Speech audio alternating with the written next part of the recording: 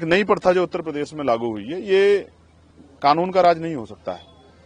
जो चीज 70 साल से बनी हुई है, अचानक से वो आज घटना हुई, सुबह वेद होगी, उस पर बुलडोजर चल गया है। जलते घर को देखने वाले, फूस का छप्पर आपका है, आग के पीछे तेज हवा है, आगे मुकद्दर आपका है। तेरे कत्ल पे मैं भी चुप था, मेरा नंबर अब आया। मेरे कत्ल पे तू भी चुप है, अगला नंबर आपका है। कल आज जो वहां हो रहा है, कल उत्तर प्रदेश के किसी और जिले में भी होगा। कब तक चुप्पी रखेंगे? मेरे पास बहुत काम है, लेकिन जब वो अन्याय हुआ और वहां के लोगों ने मुझसे अपील की कि आपको आना चाहिए।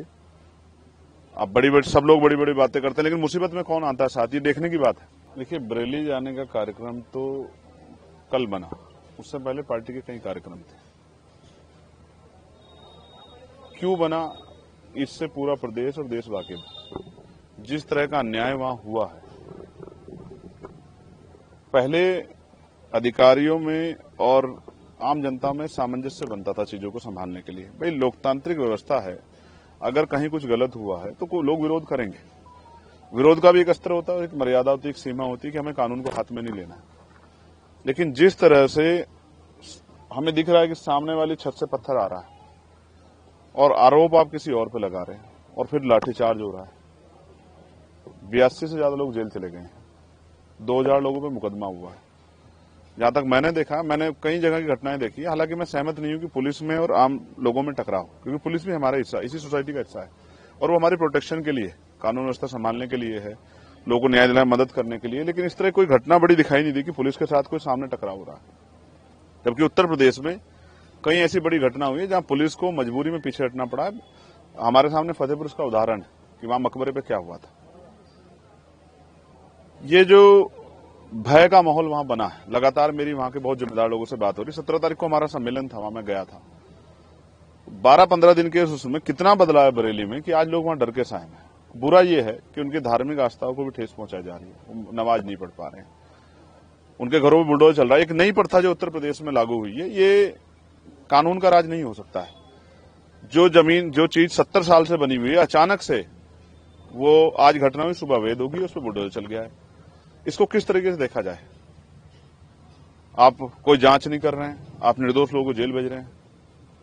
ये जो अन्याय है, ये अन्याय अगर हम सहते हैं तो फिर हमें भी कल जवाब देना पड़ेगा। वो सुना ना आपने, जलते घर को देखने वाले, फूस का छप्पर आपका है, आग के पीछे तेज हवा है, आगे मुकद्दर आपका है। तेरे कत्ल पे मैं भी चुप था, मेरा नंबर अब आया। मेरे कत्ल पे तू भी चुप है, अगला नंबर आपका है। ये कल आज जो वहां हो रहा है, कल उत्तर प्रदेश के किसी और जिले में भी होगा। कब तक चुप्पी रखेंगे? मेरे पास बहुत काम है, लेकिन जब वो अन्याय हुआ और वहां के लोगों ने मुझसे अपील की कि आपको आना चाहिए। अब सब लोग बड़ी बड़ी बातें करते हैं, लेकिन मुसीबत में कौन आता है साथ, ये देखने की बात है। तो मेरी ये जिम्मेदारी बनती है कि आज जाके उनका हाथ पकड़ूं, उनके आंसू पूछूं, उनकी आवाज बनूं, उनके साथ जो अन्याय हो रहा है उसको लोगों के सामने लाऊं। और मैं करूंगा क्या जाके वहां? मैं कोई भीड़ तो जुटा नहीं रहा, मैं जाके पीड़ितों को सुनूंगा। ऐसा क्या हुआ जिस सच्चाई को छिपाने के लिए, वहां जाने से रोकने के लिए इतना बड़ा जो है पुलिस बल लगाया गया है। मेरी पुलिस से कोई लड़ाई थोड़ा ही है भाई। कहीं कोई घटना हुई है तो हम लोग राजनीति कर रहे हैं, हम लोगों की आवाज की बनने की लड़ाई लड़ रहे हैं। तो अगर हम लोग उनके बीच में नहीं जाएंगे, उनको सुनेंगे नहीं, तो बताएंगे कैसे? फिर उस पर न्याय कैसे होगा?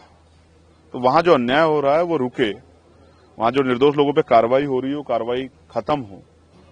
वो जो वहां जो डर का माहौल है, भय का माहौल है, वो एक अच्छे माहौल के रूप में, सौहार्दपूर्ण माहौल के रूप में उभरे।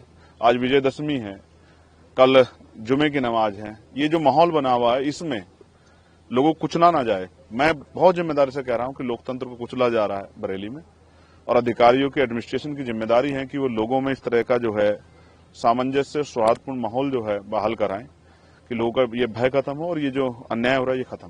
प्रशासन का कहते हैं तो माहौल खराब होने का वो है, और तो कहीं ना कहीं माहौल खराब करते हुए, देखते हुए वो लोग आपको रोक रहे हैं, इस वजह से कारण ये भी हो सकता है। अमित भाई, घटना किस तारीख की है? 26 तारीख की।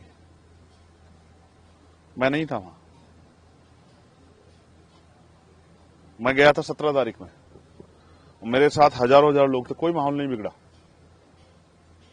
तब तो हम लोग रैली करने गए थे, अपनी बात करने के लिए, प्रभु सम्मेलन में गए थे। लेकिन आज मैं क्यों जा रहा हूं? क्योंकि हालात ऐसे बन गए हैं, और ऐसे समय में भी अगर आज कमजोरों के साथ नहीं खड़ा हुआ तो कल जवाब कौन देगा? आज सब लोगों की निगाह बरेली की तरफ है कि बरेली में जो अन्याय हो रहा है। हैदराबाद से मुझे फोन आए महाराष्ट्र से मुझे फोन आए, तमाम जो जिम्मेदार लोग हैं, जो इस दर्द को, तकलीफ को देख रहे हैं, उन्होंने मुझे फोन किए कि आपको जाना चाहिए। और मैं वहां जाता हूं जहां अन्याय की पराकाष्ठा हो जाती है, अन्याय सीमा को लांघ जाता है। तो मुझे रोकने से क्या होगा? अन्याय रोकिए ना, झूठी गिरफ्तारियां रोकिए। ये नया जो ट्रेंड बना है कि थाने में आदमी पैरों पे चल के जाता है और बाहर जब आता है तो लंगड़ाता हुआ आता है। तो पुलिस को पीटने का अधिकार किसने दिया है? क्या उन लोगों के मेडिकल हो रहा है? क्या आईपीसी की कोई, अब तो बीएनएस होगी, बीएनएस की कोई धारा ऐसी कहती है कि पुलिस पीट सकती है? तो ये मैं समझता हूं पुलिस को आगे करके, पुलिस को मोहरा बना के जो सरकार करवा रही है, कल जब क्रॉस एफआईआर होंगी, लोग कानूनी रूप से लड़ाई रहेंगे, तो ये पुलिस के भाई फंस जाएंगे और सरकार एकदम जो है पल्ला झाड़ ले, कहेगी हमें पता ही नहीं इन्होंने ऐसा क्यों किया। तो ये अन्याय रुके, उसके लिए किसी मेरे जैसे एक आदमी को खड़ा होना पड़ेगा, अपने जान को भी दांव पे लगाना पड़ेगा, जान की बाजी लगानी पड़ेगी कि अन्याय बंद हो। और मैं अपनी ड्यूटी कर रहा हूं क्योंकि मैंने पार्लियामेंट में ओथ ली है कि देश के प्रत्येक आखिरी व्यक्ति के लिए भी हम लोग खड़े रहेंगे, उनकी आवाज बनेंगे, उनके पास न्याय होगा, उनके अधिकारों पर अतिक्रमण होगा तो उनकी आवाज उठाने का काम करेंगे। मैं अपनी ड्यूटी कर रहा हूं, इसके लिए मुझे तनख्वाह मिलती है।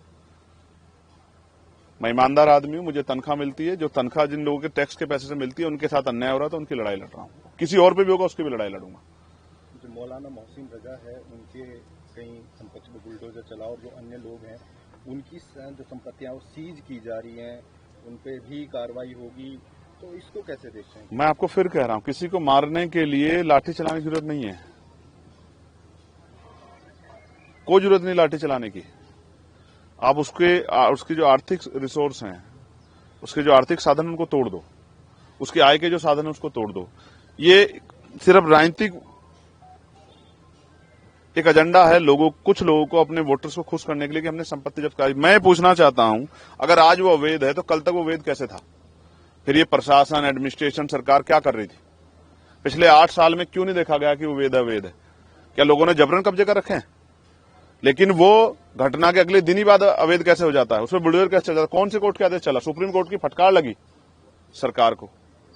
फिर भी ये सरकार जो है, क्योंकि ये रोटी नहीं देगी, ये रोजगार नहीं देगी, ये महंगाई खत्म नहीं करेगी, ये कर्मचारियों के हितों का ध्यान नहीं रखेगी, पुरानी पेंशन नहीं देगी, ये नई नियुक्तियां निकालेगी, ये पेपर लीक नहीं रोकेगी, ये आशा, आंगनबाड़ी, भोजन माता, पीआरडी के जवान, होमगार्ड के जवानों को जो है वेतन वृद्धि नहीं करेगी, ये पुलिस के भाइयों को जो है पुलिस रिफॉर्म नहीं लागू होने देगी।